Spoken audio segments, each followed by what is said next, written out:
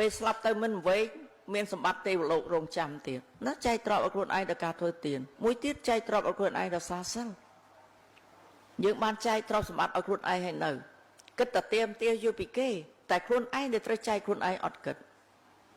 ម៉ែឪខ្លះក៏អញ្ចឹងដែរគិតតែចិញ្ចឹមកូនតម្រូវចិត្តកូនអត់គិតថាកូនហ្នឹងគួរតម្រូវចិត្តត្រឹមណាដើម្បីកុំឲ្យគេនឹងវាទៅដើរផ្លូវខុសបើតម្រូវចិត្តកូនតាមទំនើងចិត្តរបស់គេនាំឲ្យគេធ្លាក់នរកអត់អំពើទេព្រោះអីគេតើទៅអបាយមុខចាមានលុយច្រើនទៅអបាយមុខហើយបើខ្វះការអប់រំនៅក្នុងធម៌ហើយទៅហើយស្រីស្រះលបែងស្រីស្រះលបែងនឹងធ្លាក់នរកអញ្ចឹងចិញ្ចឹមកូនត្រូវគៀងកូនឲ្យរក្សាសិលឲ្យបានរក្សាសិលជាមរតកដ៏ធំបំផុតដែលមិនងាយរកបានមនុស្សត្រូវមានសិល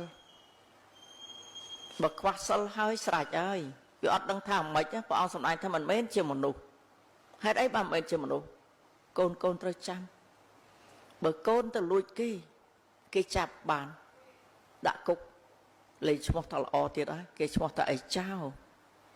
ហើយបើចេញពីគុកគេថាអូអានេះចោលលួចគេសួរតកិត្តិយសនៅឯណាសម្រាប់គេវិញក៏ចូលគុកដូចគ្នាអញ្ចឹងសួរតែមនុស្សទៀតទេអត់ទេព្រះអង្គសម្ដែងថាខ្លួនជាមនុស្សមែនប៉ុន្តែចិត្តជាដេរឆានណាកូនចាំខ្លួនជាមនុស្សមែនតែចិត្តជាដេរឆានទៅសម្រាប់គេលួចប្លន់គេលួចប្រពន្ធកូនគេផឹកស្រាគ្រឿងញៀនតែវ៉ែពេញហ្នឹងសួរតែប្រទេសជាតិត្រូវការទេមនុស្សប្រមឹកល្ងងខ្លៅប្រទេសណាក៏ដោយគេកសាងប្រទេសជាតិគេត្រូវការមនុស្សចេះដឹងមនុស្សមានគុណធម៌មានមនុស្សដែលគិតប្រយោជន៍ទូទៅច្រើនជាងខ្លួនឯងជាមនុស្សដែលហ៊ានលះបង់នឹងបានទៅដឹកនាំប្រទេសជាតិបានទៅក្នុងក្រសួងមន្ទីរក៏ដោយកន្លែងសហគមន៍ណាក៏ដោយបើគ្មានការលះបង់ប្រយោជន៍ផ្ទាល់ខ្លួនដើម្បីប្រយោជន៍រួមប្រយោជន៍ប្រទេសជាតិទេនោះមិនល្អឡើយ